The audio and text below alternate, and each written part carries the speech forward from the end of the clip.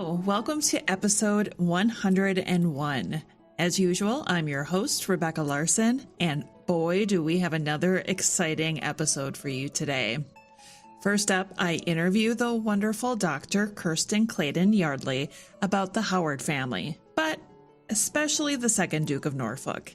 And then podcast team member Steph joins us for Ask the Expert and a brief history. You won't want to miss out on the listener-supplied questions that she asked me about the Seymours. And then she goes on to give us a look at a man who is rarely spoken about, Sir William Sharington.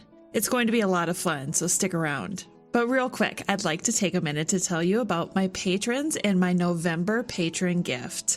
I've decided, and I hope I don't regret this, that all patrons who are existing or who sign up in November will receive the first 3 chapters of my untitled historical fiction book about Thomas Seymour's life. Very few people have seen this book, but I'm ready to share some of it with you. Both new patrons and existing patrons will receive the gift. And with that, a very warm welcome to my newest supporters and patrons, Jennifer C., Laura K., Robert B., and Deanne W. A full list of patrons can be found at tutorsdynastypodcast.com. If you'd like to become a patron, you can do so at Patreon. That's patreon.com/tutorsdynasty. Thank you so much for your support. All right, let's do this. Kirsten, welcome to the show. Thank you for having me. So you are new to this podcast. This is my first introduction to you, so I'm really excited to introduce the listeners to you as well. So can you just start out and let everybody know what piqued your interest in history? Gosh, that's actually quite a difficult question because I've had an interest in history for a very long time, quite cliched. I think it's probably because I grew up in Leeds in West Yorkshire, which is up towards the north of England, and it's kind of an area of the country where you have a lot of ruined abbeys, a lot of castles. You can get easily over towards York for day trips, and my parents had an interest in archaeology and history, so we used to do lots of day trips kind of over to historical sites from quite a young age. And then I got to secondary school, which is age 11, 12, and I got introduced to the idea that how we interpret history changes over time, and that really interested me, and it kind of went from there. I had some great teachers at school and just kind of rolled with it. And you've recently published a book about Thomas Howard, the second Duke of Norfolk, called The Man Behind the Tudors. What piqued your interest, or what brought you to the Howard family to write this book? So I came to the Howard family basically when I was applying for PhDs, and I was originally looking at material culture and gentry networks, but then I found an advert for a funded studentship for a PhD, which was taking a sort of interdisciplinary, multidisciplinary approach to studying the tombs of the Howard family, which are in the church next to the castle in Framlingham. So I applied for that and got that studentship, and I was kind of doing the historical perspective on the family and where they fitted in the context of noble commemoration, tombs, funerals, identity, and then I spent the next 3 or 4 years studying them. Oh, fascinating. You know, I admittedly really know very little about the second Duke. So what is something that maybe you could tell someone like myself that would make us interested in learning more about him? Well, I can tell you that what got me interested in him particularly was how long he lives. Like, the first time I sat down and worked out that he is born about 1444, which is before the Wars of the Roses even get started, and he dies in 1524, which is a good decade into Henry VIII's reign, and you suddenly realise just how much history he lived through and how many events that he must have seen and people that kind of come and go and he outlives them. And because of his family, he's in a position to be able to see all these things kind of quite close up. And so I thought that was quite interesting. So you mentioned he lived a long time and he saw a lot happen. What are some of the changes that maybe he saw at court or in England at the time that you would say might be the most significant or notable changes he experienced? So I think probably one of the most notable changes would have to be the Wars of the Roses ending and the Tudors coming to power. Because up until that point, a lot of his kind of teenage into young adult life is lived against the backdrop of this conflict going on between the Yorkists and the Lancastrians, and it's quite unstable sort of politically within England. And so to then reach that point where we don't get stability straight away, but to have Henry Tudor take over and kind of he deals with the last vestiges of rebellion and kind of gets to settle down and start trying to get the country back under control again. I think is probably the biggest change he lived through. Obviously, he doesn't quite make it to the Reformation. Yeah, if he would have been quite old. Yes. So let's talk a little bit about his career and his loyalty to Edward IV. Because a little preliminary reading that I did, the thing that really stuck out to me most was that he went into sanctuary for a while, which is something we actually hear a lot about during the Wars of the Roses. Why did he claim sanctuary and how long was he there? So he claimed sanctuary around about March 1471, which is when they first hear that Edward IV, who's in exile at that time, is about to try and invade England and take the throne back again. And so they send out instructions that they want to arrest his main supporters who are still sort of going about their business in England. And one of the people who they do arrest is the Duke of Norfolk, who is one of Edward IV's leading supporters. He's also a relative of the Howard family, and they are leading members of his household. So basically they flee before there's any chance that they can also be arrested. And so Thomas and his father, John, go into sanctuary in St. John's Abbey, Colchester, and they're probably not actually in there for very long. By April, we know that they're putting out proclamations in support of Edward IV. So it's, not a particularly long stay, but obviously they're just trying to get to a place where they can't be seized by Henry VI supporters. Do we have any idea how he felt after Edward IV died and Richard III took the throne? Do we have any idea? So we don't have a huge amount of information. We have a lot of detail about his life comes from an epitaph.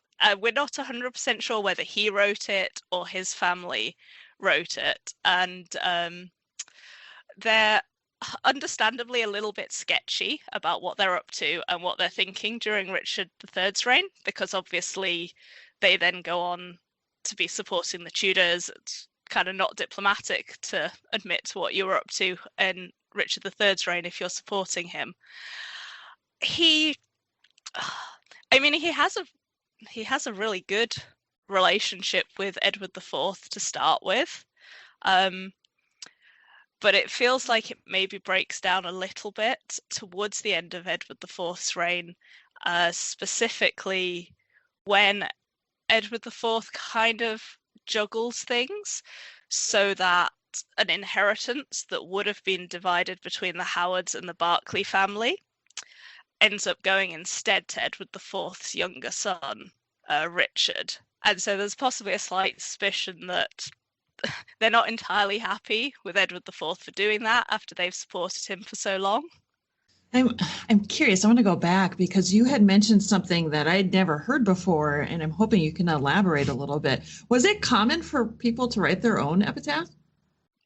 It's actually quite hard to identify who's writing some of these things. They don't survive in huge numbers, And the epitaph that Thomas Howard has is, it's not really something we have a concept anymore. It was actually written up on a board that would have been displayed in the church next to his tomb. So it's kind of an information board, like you would get in a historical site now. And this is actually something that quite a lot of churches would have had in the past, kind of histories of their origins and notable people associated with them. But obviously a lot of them have been lost over time. And in this case, we're lucky enough someone copied it down before it got destroyed. And you can sort of tell that it has a definite PR gloss to it. That makes you think that, you know, if he wasn't involved in writing it, someone close to him probably was. In his case, we know that he designed his own tomb. It wasn't actually the design of tomb that was built, but sort of 8 years before his death, he got very sick and he came up with a design for his own tomb. So he was interested in how he was remembered. And with other noblemen, you see some of them have epitaphs more in the form of poems. And again, they're probably not writing them themselves, but they are paying the person who is writing them. Yeah, it reminds me, I like to research the Seymour family, and it reminds me of Sir John Seymour's at the Great Bedouin Church, and his was actually placed there by his grandson, the Earl of Hartford, who probably didn't even know him. And they have based his date of death off of what his grandson had put on this. Since then, we've had historians who've come back. I think it was Graham Bath who came out and said, "No, I think that date is wrong, that he got it wrong all along, and this is what everybody's been going off of." So I'm fascinated by them. They are really interesting, and it's just a pity that more of them aren't sort of around, either because people didn't have them commissioned or because they've just been lost to us. I feel like I want to create one for myself for one day. What would I write? I mean, you can say anything. It's nothing to do with the Howards. One of my favourites is actually one of the Earls of Derbyshire, who has it's a poem in his case, but it's kind of the lady protests too much. It kind of goes on and on about how he definitely wasn't a traitor. He never had traitorous thoughts, and he was never remotely kind of Catholic leaning. And you sort of read it and you're like, this just sounds like you're trying a bit too hard to kind of PR yourself after your death. That is too funny. Well, let's get back to the subject at hand here. And we know that Thomas was a Yorkist under Edward IV and Richard III. Why do you think Thomas turned down the opportunity to rebel against Henry VII during the Lambert Simnel scandal? I mean, I think I'm going to go pragmatism here. I mean, there's also an element we don't 100% know that he had the opportunity. It is one of these things that he writes himself in his epitaph. He's possibly kind of over-exaggerating a bit to prove just how loyal he was. But if we assume that it did happen, I think it was just too great a risk for him. You know, at the time, John de la Pole, the Earl of Lincoln, and Viscount Lovell are the two kind of main Yorkists who go over and support Lambert Simnel, but they're free at this moment. Kind of they can leave the country. It's not without their difficulties, but that option's available to them. Thomas is already in the Tower of London. His family haven't gone into exile. They're still at home. They're relying on the Earl of Oxford, who is a major Lancastrian supporter, to kind of support them and be nice to them, so that they're not kind of suffering at the hands of their neighbours while he's in the Tower. And I just think, even if they could arrange to break him out of the Tower, it just seems very fraught with risk for him personally and his life, and for retaliation against his family if he's caught. And he just feels like the sort of person over his career who he knows when to recognize a lost cause, I think, and when it's in his interests to, go with what may not be his first choice, but is going to be the best choice. Is it just me, or does that seem like a pattern for the Howard family? Yeah, I think I would agree with that. Pragmatism and ambition, and the Howard family, they go together really well. So then we know that he continued his loyalty to the Tudor monarchs, and he went on to fight against Scotland at the Battle of Flodden under Henry VIII. Was there ever any hint of treason from him at all? Honestly, I haven't come across any. That's not to say that he completely saw eye to eye with Henry VII and Henry VIII. He didn't, particularly Henry VIII, there are recorded examples of him having arguments with the king, and we definitely know that he wasn't always in favour. Like, he gets sidelined under Henry VIII, but never to the extent that he's being suspected of treason. Like, there's really nothing. Occasionally you get outside observers sort of making passing comments about, the Howards have a vague claim to the throne, but it's never anything that he seems to have acted on or taken seriously. He just seems pretty straightforward, loyal. I want to talk about his military career just a little bit, or maybe the Howard family in general, because they always seem to be at the forefront of these campaigns. Is there anything that sticks out for you as far as successful things that they have done military-wise, or how they got to those positions? So, and maybe that's a horrible question, and I might not be phrasing it the way that I want to, but I really want to talk about their military careers, because he was successful. Yeah, he was. And I mean, it kind of kicks off with his father, John Howard, who, he's in the service of the Dukes of Norfolk. It's during the Wars of the Roses. He kind of starts off, I guess, a bit more sort of enforcer than military. And he has an interest in shipping and kind of the overlap at this point between sort of shipping and more what would become naval interests. At this point, there's not a navy, so kind of shipping translates to a sort of maritime naval interest. And obviously, with the Wars of the Roses going on, noblemen are being expected to provide men, and it doesn't look like the Howards are kind of at the forefront, sort of there at every single battle, or at least not on record as being there at every battle, but they're being required to raise men, they're fighting, they're getting injured. And then obviously as they rise up to the point where John Howard becomes Duke of Norfolk, then increasingly it's on them more and more to be the one providing men to support the cause of whichever king is in charge, which, by the time you get to the Battle of Bosworth, they are kind of the main supporter of Richard III when it gets to the Battle of Bosworth. John Howard is at the front, sort of on the front line. He's leading Richard's vanguard in the battle. Thomas Howard is there with him, probably sort of second in command to his father, and they are taking the brunt of the fighting in that battle against the Earl of Oxford.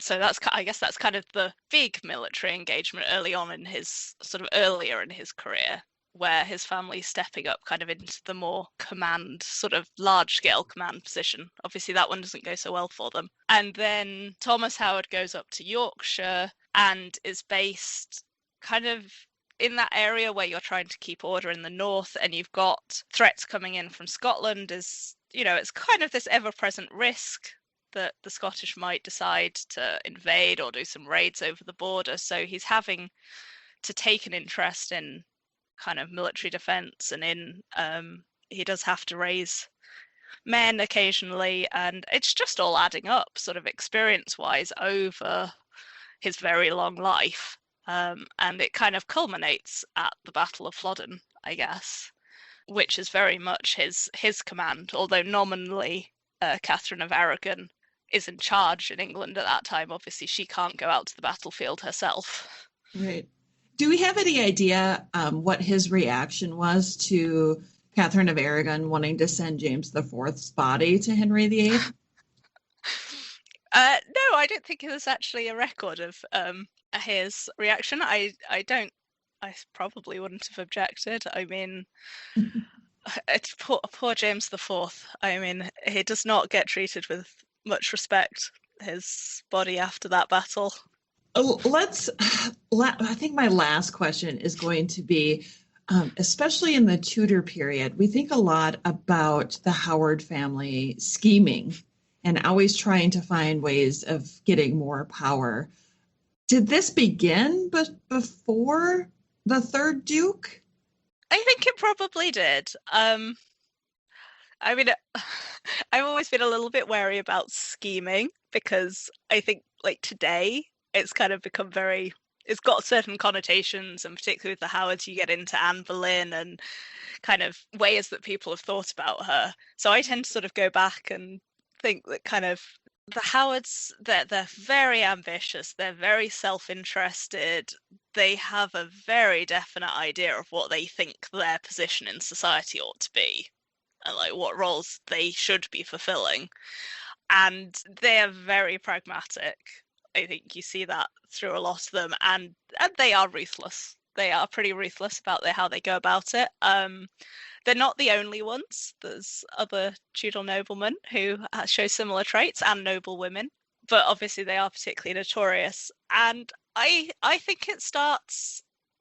I mean, I think it starts possibly even earlier under John Howard, Thomas's father. You can see signs that, you know, he gets his family from working his way up from being kind of a junior member of a small regional family who happens to have a well-connected cousin, and he builds himself quite a long way up even before the Mowbray family die and their estates sort of become up for grabs.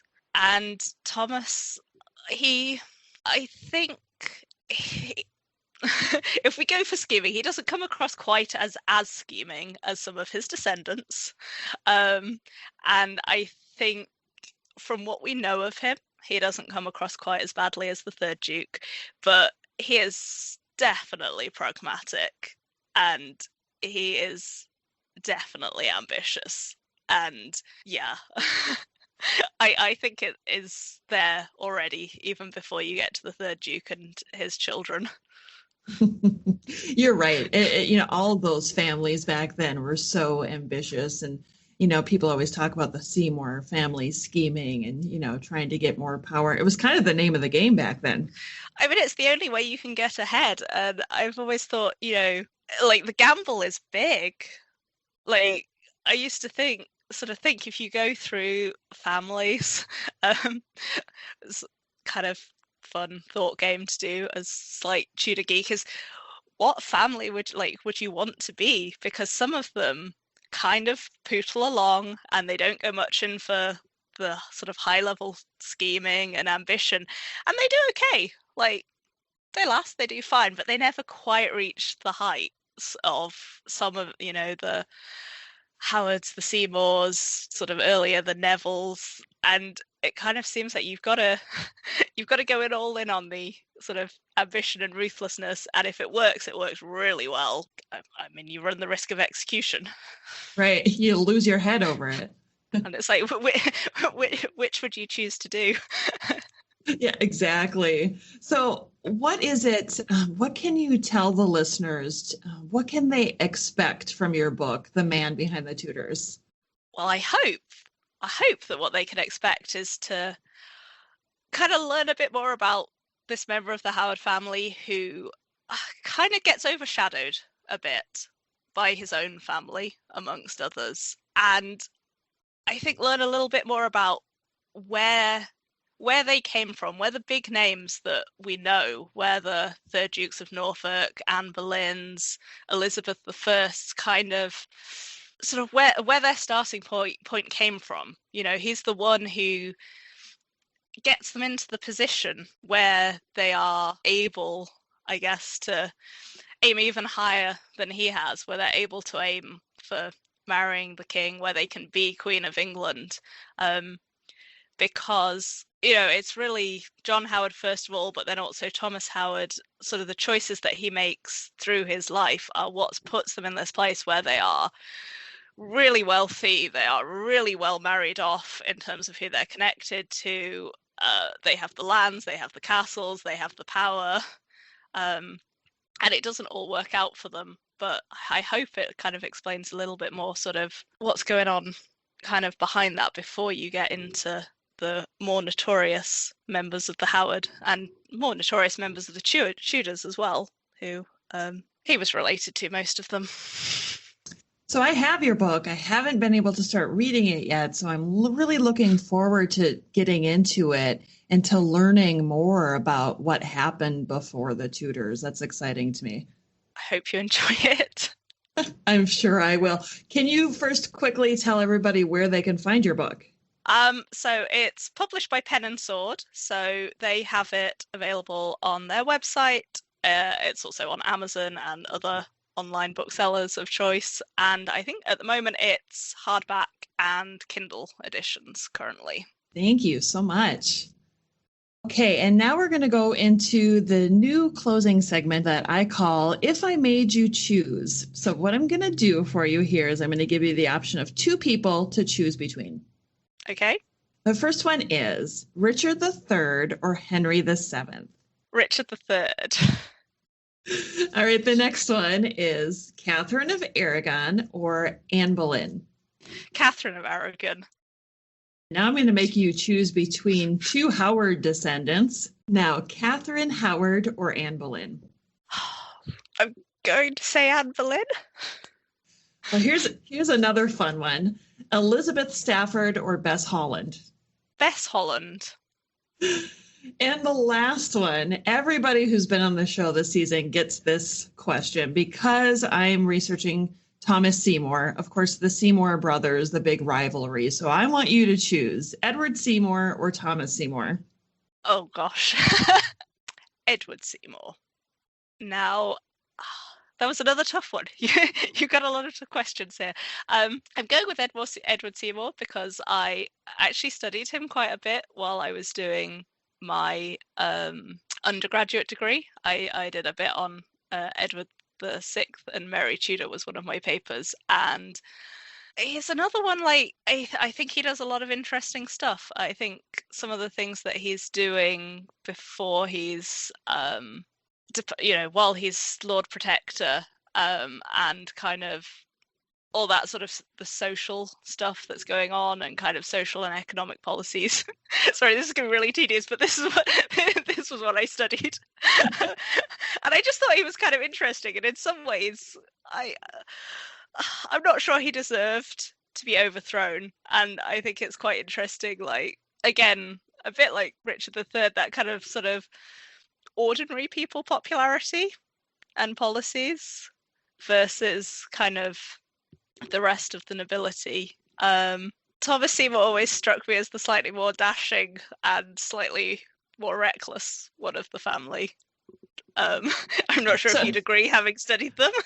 So you mean Thomas was the fun one? Well, Thomas may have been the slightly more scandalous one.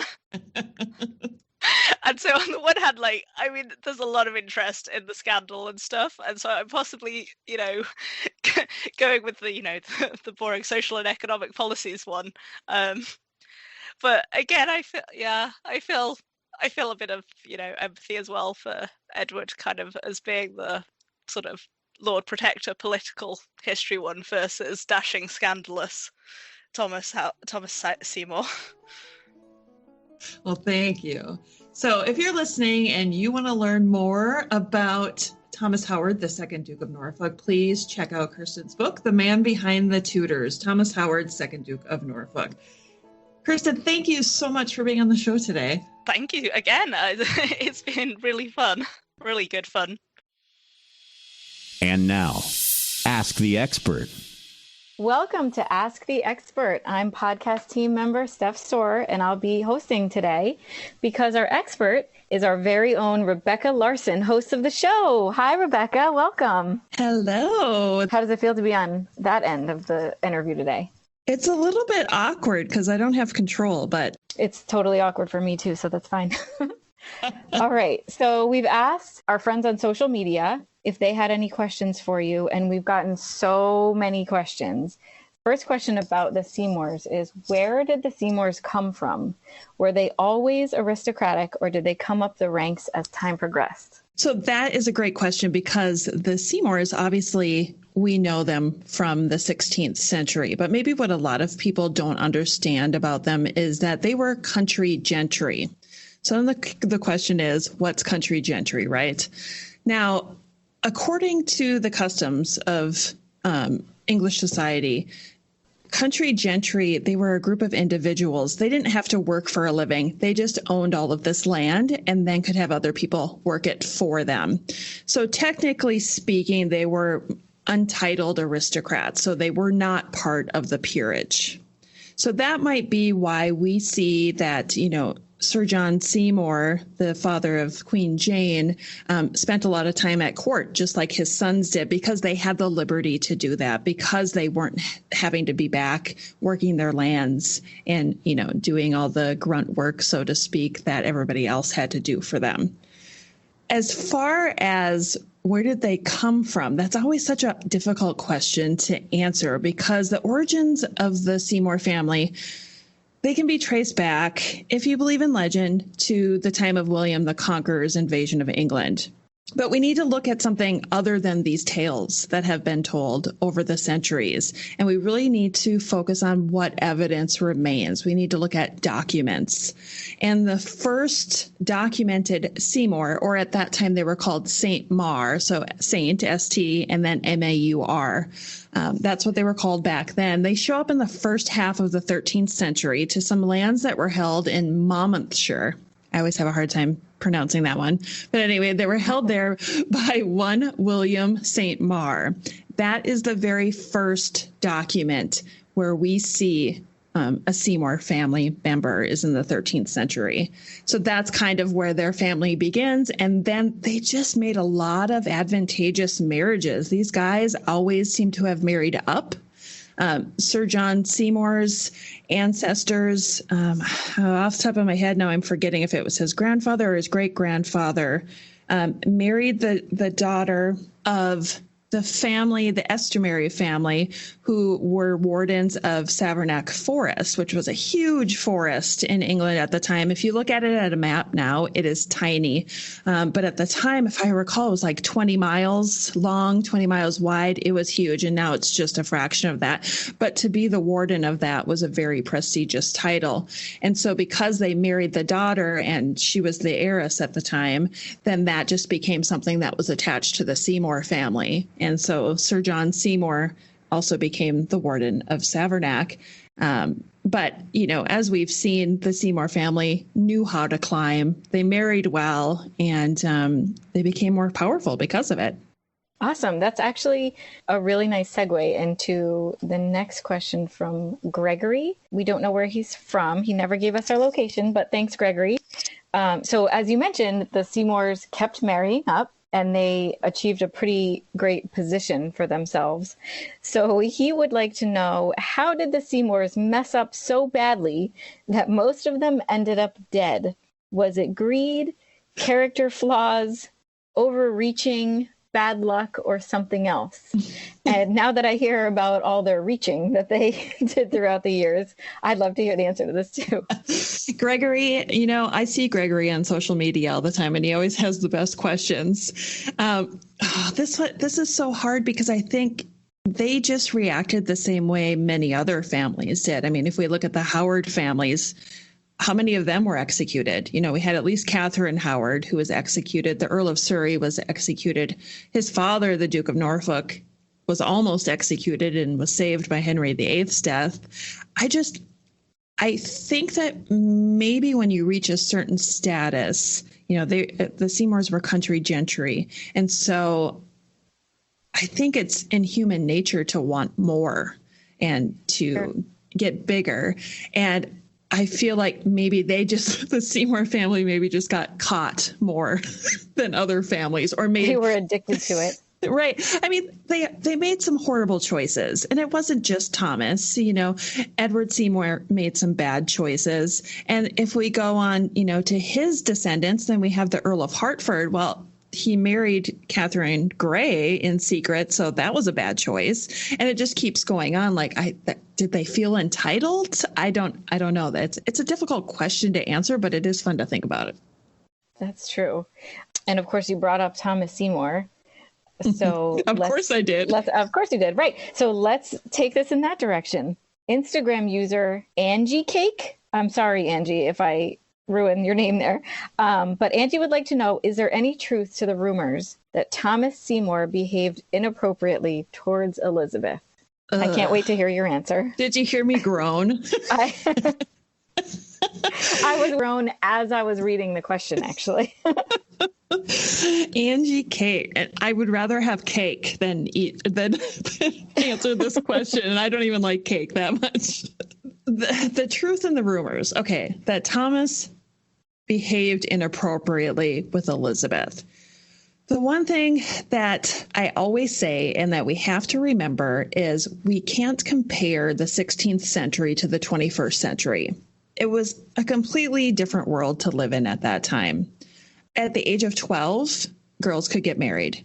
At the age of 14, they could consummate the marriage. So at the time when these things, I'm going to say allegedly, at the time of these things allegedly happening with Elizabeth, she was 13. So she was old enough to be married, almost old enough for consummation. So she was a young, attractive princess, and Thomas Seymour is living with his wife, who is pregnant at the time. And we all know that in Tudor England, if the wife is pregnant, generally the husband will stray. I think what I always come back to is, where did we hear these stories? These stories all come from Elizabeth's governess, Cat Ashley. We do know that Cat Ashley liked Thomas Seymour. She wasn't against him by any means. We know that from testimonies, if we look at all the testimonies, we know from testimonies that Elizabeth obviously had a crush on Thomas Seymour because she would blush whenever his name was brought up in conversation. And we heard that from her cofferer, Thomas Parry. He mentions her blushing at the mention of Thomas's name. Did he go into her bedroom, bare-legged in a nightshirt? It's so hard to say. We have Cat Ashley telling us this story, and not really anybody else. There's no other mention that I can recall at this very moment that talks about that, other than somebody repeating what Cat Ashley had told them. Right. So what was the point? Why would she say these things happen? Why would she say Thomas smacked Elizabeth on the backside? Why would she say he tried to climb into bed and kiss her? Why would she say that Elizabeth, would get up early and get dressed and, read her Bible or her books so she'd be ready when he would come into the room? I don't know. And if it is true, I feel like there's a reasonable explanation for it, but I don't know it. And that's probably the most difficult part, because there are so many things that would go into somebody behaving that way. There's just so many questions. And I wish we had statements from somebody else who lived during that time. That's their own independent statements about his inappropriate behavior with Elizabeth. If Catherine Parr could write a letter from beyond, I would love to know her side of that story. Of course. And isn't it funny then how one person's story has become canon at this point about what people think about Thomas Seymour? Yeah, and the big one, obviously, that I always like to mention is the how Elizabeth was spotted in the gallery with her arms around a man in an embrace. And, we have the one story that says, Catherine Parr came upon Elizabeth and Thomas in the gallery in an embrace. And then we have another story that says, no, it was Thomas who came upon Elizabeth with a man in the gallery. Again, which one is it? We don't know. Well, thank you for not really clearing it up, but That's such a hard one. It it really is. It is. And it's the one that everyone wants to know. Right. And unfortunately, it can't be answered. I keep hoping in my research because, I would say every couple months I find something that I hadn't discovered before. And so I really hope that I come across some piece of evidence that, nobody has looked at or has looked at it with a different eye, maybe. I think the most important thing to think about is what you mentioned at the beginning of that answer is that it was not 2020 at that time. Exactly. Things just didn't go the way they go now. So. No, and I feel like, especially on social media, we see a lot of people calling him a molester or a child abuser or whatever that may be. And that is so unfair to him because we don't know that. People love a villain. Yes, and I want to stop him from being the villain. All right. Well, can I ask you one more question that sounds like he's a villain, and then we'll move on? Okay, I'm ready. Instagram user Paris Morgan wants to know if Thomas Seymour really did strive for the throne. I know why Paris is thinking that, and it probably has something to do with the killing of the king's dog. And I was hoping you'd bring up the dog. I didn't want to. I really didn't. That's probably where people get that idea, was that he wanted to kill the king. And he wanted to marry Elizabeth, and he wanted to kill Mary to make way for Elizabeth. And then Elizabeth would be queen and Thomas would be king consorts. There's no fact to it, really. I mean, I've said this, I said it at TudorCon, that I really don't believe that the events at Hampton Court on the 16th of January, 1549, actually happened. I think it was a story that was fabricated by William Paget, and he relayed that information to I think it was the Imperial Ambassador Vanderdelft, and Vanderdelft told people, and then rumor just kind of spread from there. I have not found any evidence that places Thomas at Hampton Court Palace that night. You would think that if he went there with a gun and shot the king's dog, and they suspected him of also wanting to kill the king, that he would have been charged with regicide. But he wasn't. He had 33 charges against him, and not one of them was regicide. So I honestly think he did not want the throne for himself, but he would have liked more power. I think what he wanted really was to put his nephew higher on the throne, maybe so to speak, and give him the liberties to make his own choices, because the king, kept going to his Uncle Tom, Uncle Somerset's, hard on me. He doesn't give me money. And so he's making Somerset bad guy, and Tom's there going, okay, great. I wanted to get more power. I'll do whatever I can to make my nephew happy. And if I can get him to accept more power as king, that's going to benefit me in the long run. I honestly do not believe that he wanted the throne for himself. Not at all. Not whatsoever. I have to say you're very convincing. Yes. My next question is actually from me, because I am very interested in Mary Seymour, Thomas Seymour's daughter with Catherine Parr. Yeah. And we actually got a similar question from Annie from Essex in the United Kingdom. So if we kind of put our questions together, we were wondering what happened to Mary. And we know that this is one of those mysteries that there's just not enough evidence to be able to say confidently what the answer is. Mm-hmm. But since you're doing so much research on Thomas, has anything that you've read thus far give you any sort of reason to have your own even hypotheses on what might have happened to their baby? Yeah, I definitely think so. But before I get to that, let's just go back a little bit for those who maybe aren't familiar with Mary Seymour. She was born on August 30th, 1548 to Catherine Parr and Thomas Seymour. And on September 5th, I believe it was, Catherine Parr died. And so then little Mary Seymour's with her father at Sudeley Castle. Well, we're into September. all of a sudden in January, Thomas Seymour is arrested. So now Mary is alone. And I believe what happened was Thomas didn't think he was going to be in the tower very long. I truly believe that. He didn't seem to understand how he was in so much trouble. And so his brother, Somerset, and his wife, Anne, took Mary Seymour into their custody at Sion Abbey, which they were turning into a huge palace. They took her into their custody. And then when Thomas was given his sentence, which I think was on the 17th of March, that's when we see that he made a request to have his daughter stay under the guardianship of the Dowager Duchess of Suffolk. So Catherine Willoughby, who I think at that time was Catherine Bertie. So here we go. Poor little Mary, her mom dies about 6 months later, roughly. Her dad's in prison, and then he's executed a few months later. And she's getting tossed around. You know, she's first tossed to her aunt and uncle, and then she's moved over to the Dowager Duchess of Suffolk. And the Dowager Duchess seems like part of her was a little bit annoyed that she had to deal with this daughter of a queen. And it wasn't cheap to have her in her custody.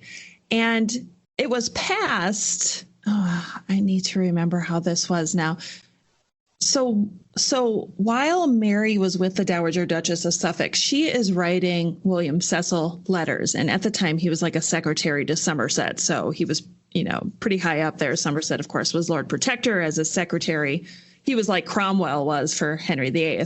So she's writing letters to Cecil, basically telling him, hey, you know, when I took custody of Lady Mary, she was promised to have this much money coming in, and I haven't seen any of it. And she's, you know, she's expensive to keep a household for. And she keeps going back and forth and back and forth. And, you know, poor lady and poor Mary, it was a trying time, I think, for everybody. And so eventually it was like the 22nd of January, 1550. So if we think about that, that's a year after Thomas was arrested. He's been dead already for a while. There was an application that was made in the House of Commons, and it was for the restoration of Lady Mary Seymour. Now, what that meant was that she was eligible by the Act to receive any remaining property that hadn't already been returned to the crown. She was able to receive any remaining property that she had inherited from her father, because Thomas Seymour inherited everything from Catherine Parr when she died. So he was pretty wealthy at that time, which in return Mary should have been. But unfortunately, it had been, like I said, almost a year since her father's execution. And so a lot of the land that she should have inherited or received the funds from had already been sold, or it had reverted to the crown again. So here's Mary. It's the 22nd of January, 1550. It's just put out there that she's going to get some money finally. We don't know exactly how much, but we know that she's going to get some money. Sudeley Castle, she can't go back there because that's her uncle, William Parr, the Marquess of Northampton. He's living there now. And he wants nothing to do with her, basically. He can't afford her. So she can't go there. She's staying with the Duchess of Suffolk. And after that, it goes dry. So she's awarded this restoration, and it would have to, and it would have to be renewed. We don't see any records of it being renewed. So that's what leads everybody to believe that she died. So she lived to be about 2 years old, and then she died. We don't know when. We don't know of what she died from. We don't know where she's buried. It's all just up for debate. So do you think that the fact that we don't know where she's buried and we don't know anything about her death is on purpose? No, I think she was just lost to time. She was a child. Neither of her parents were living. Her family clearly didn't seem to care about her. And I think she just got lost. I am dying to ask you this one question from James from England. He used some more colorful language than I'm going to use right now, but I think that everybody listening can just come up with their own version of what they think he said. Oh, I'm intrigued. My version is going to go like this. Just what in the golly gee is the birth order for all of these Seymours? Different sources have different orders. Golly gee. Okay, I'm sorry. Fill it in. You can change whatever you want there, but James really, really fervently wants to know the birth order of the Seymours. He is upset, and I get it. James, I feel your pain because this is it. It doesn't matter what book you look at. Every single one is different. So let's just look at what we do know. Okay. If we go back to the tablet that is above the tomb of Sir John Seymour at Great Bedwin Church. If we look at that tablet, it really throws everything off because there were 10 children. The tablet says the order was John, Edward, Henry, Thomas, John, another John, Anthony, Jane, Elizabeth, Marjorie, Dorothy. Okay. Well, I looked at that and I went, something isn't right about this. But we don't know for certain because the problem with this tablet is it was created by the Earl of Hartford, who was Somerset's son and who would have been the grandson of Sir John Seymour. Hartford would not have been very old, if born at all. I don't remember what year he was born, but he probably didn't know his grandfather very well. On the tablet, it says that Sir John Seymour died in 1536, December 1536. And there is a historian who's been working out at Wolf Hall. He does a lot of research in Wiltshire. His name is Graham Bath. Graham and a gentleman by the name of Ian, I don't remember his last name right now, looked into this a little bit further.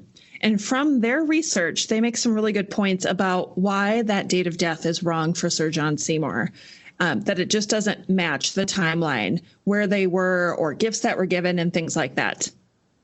But I don't need to go into that right now. So just so we know, the tablet is incorrect. So the order of the kids on the tablet is wrong. Surprise, surprise. What I can tell you is I know for sure that the eldest son was John. I can tell you next came Edward. And then we had Henry, Thomas, Jane, Elizabeth, and Dorothy. Of those, everyone survived except John.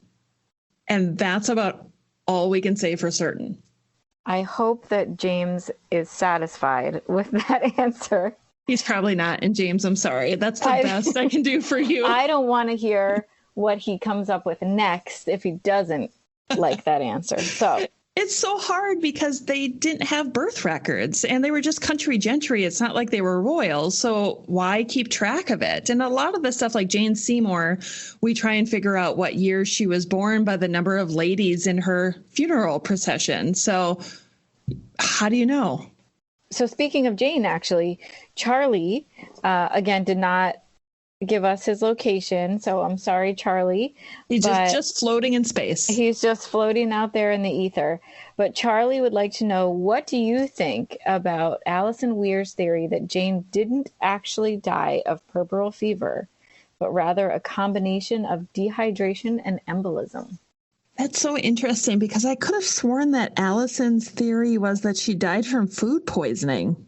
Maybe I'm mistaken. I know that theory is out there as well. I think she died of puerperal fever.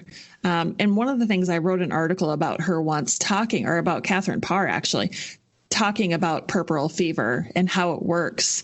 And the thing is, if we look at, let's say I pull up, WebMD or whatever it's going to be, it's going to say that a woman can start showing symptoms of it in the first 10 days after having a baby.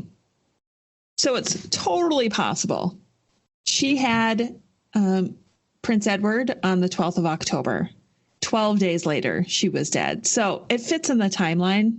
I don't know why we need to come up with new theories about how she died. I don't think there was any question until Alison started mentioning it. I could be wrong, but it was puerperal fever. It really seems like that's what it was. I don't think we need to look at any other explanations for it.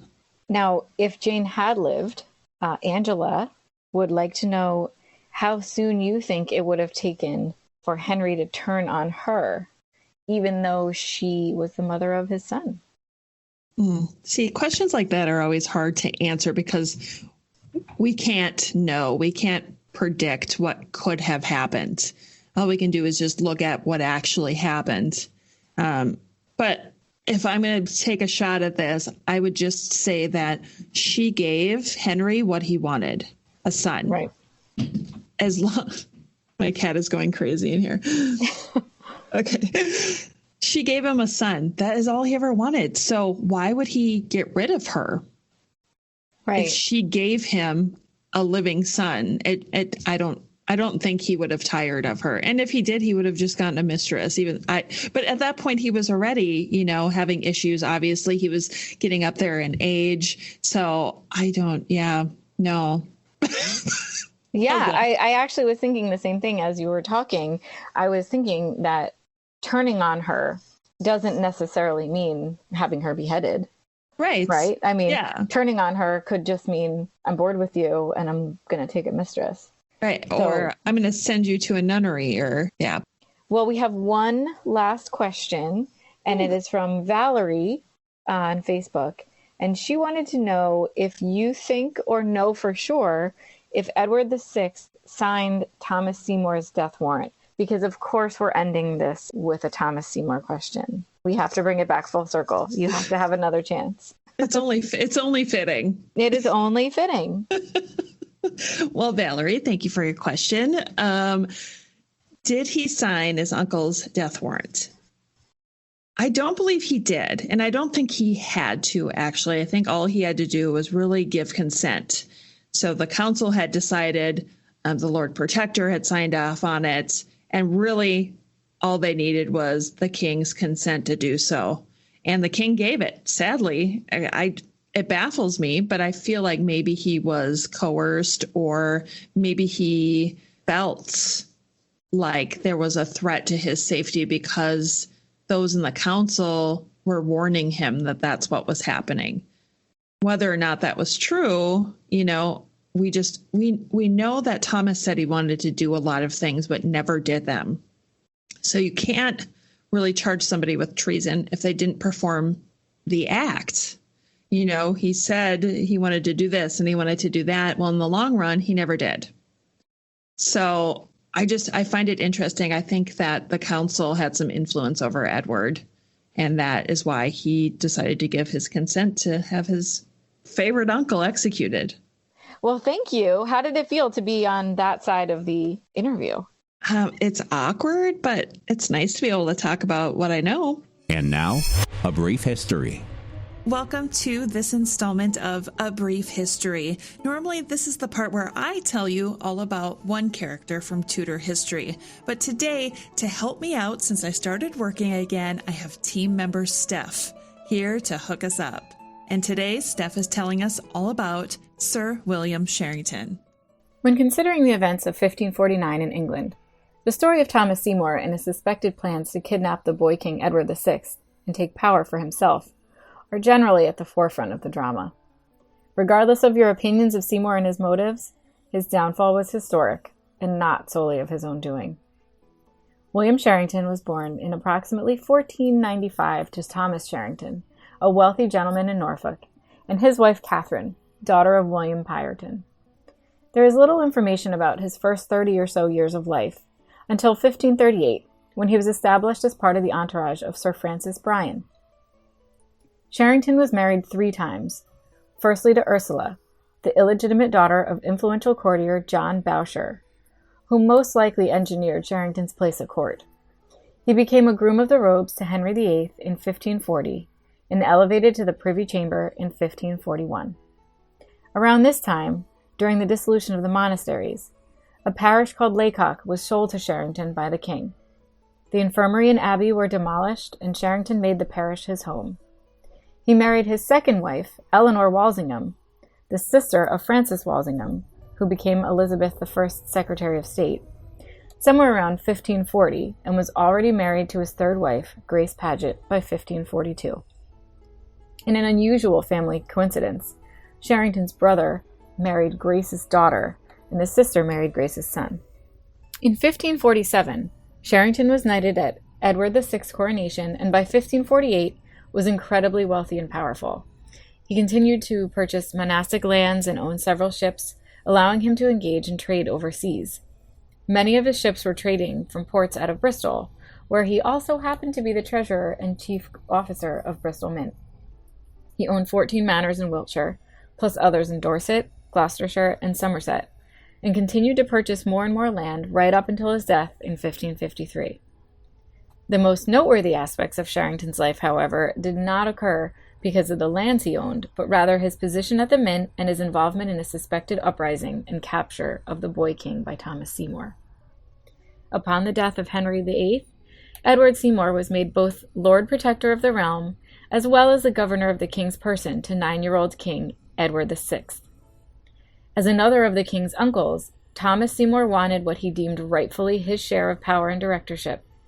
No Lord Protector had ever previously held both functions, and Thomas would not be satisfied with his brother's attempted bribes of raising his status to Lord High Admiral or payoffs with large sums of money. Neither were adequate as to what he felt he deserved. Seymour began suggesting to the young monarch to rule on his own, but to no avail. In August 1547, Lord Protector Somerset went on campaign in Scotland, leaving Thomas Seymour one of the custodians of the king's person. Stung that he had not been given full custody, this is where he seems to have started considering abducting the king. All the while, William Sharington had been simultaneously behaving equally inappropriately by abusing his position at the Bristol Mint. He had been debasing coins for some time by replacing their precious metal content with base metals so that more money could be produced. These new coins even had his own initials stamped into them. Unfortunately, debasement and clipping, which is taking a small amount of metal off the edges of coins and melting it down to sell or form new coins, had been an issue under the reign of Henry VIII and wasn't getting any better. In what seems to be a strategy to protect himself from being discovered, Sharington became involved in Seymour's plans to initiate the uprising. In autumn of 1548, Seymour asked Sharington how much money he would be required to pay for and ration 10,000 men for a month. He claimed that he had the lands and the supporters to gain control. So in a deed clearly abusing his position at the Mint, Sharington agreed to counterfeit coins to help Seymour pay for enough men to start a rebellion and take control of the king. Unfortunately, by January of 1549, as chief officer of the Bristol Mint, William Sharington was caught, the mint was searched, and he was arrested on a charge of debasing and clipping coinage. The initial investigation of Sharington actually had nothing to do with Seymour and focused solely on the illegal activities taking place at the Mint. Yet in order to confidently save his life and receive his pardon, he made a full confession to the council, admitting not only his guilt, but his alleged assistance in Seymour's plot. It was this confession that led to the immediate arrest of Seymour, sending him directly to the Tower of London. In his confession, Sharington stated that Seymour's objective was to, quote, alter the state of the realm, and that he was supposedly aware of money being given to the king's servants on behalf of Seymour. Although the king himself testified to having received some pocket money, Sharington's statements were the only substantial validation, quote, of Seymour's greater conspiracy. Unlike Thomas Seymour, who was executed by bill of attainder rather than a trial, William Sharington was ultimately pardoned and restored. In 1550, he was ordered to pay £12,867 for restorations and debt to the crown, and was eventually appointed Sheriff of Wiltshire. And just for reference, that would be about £5 million today, or $6.5 million. Sharington eventually passed in 1553, and despite having been married 3 times, he died without issue. He was succeeded by his brother Henry. William Sharington may not be as well known as many of his contemporaries, yet it was his actions that ultimately initiated one of the most significant downfalls of the Tudor era. And that concludes this episode of the Tudors Dynasty podcast. Thank you so much for joining me. If you'd love to support what I do, please go to patreon.com/tutorsdynasty, or even if you want to just leave me a 5-star review, that would be great too. But please make sure that you subscribe either to my podcast on any podcast channel, or you can also find me on youtube.com/tutorsdynasty. Want more information on the stuff discussed in this episode? Check out tutorsdynastypodcast.com and click on show notes.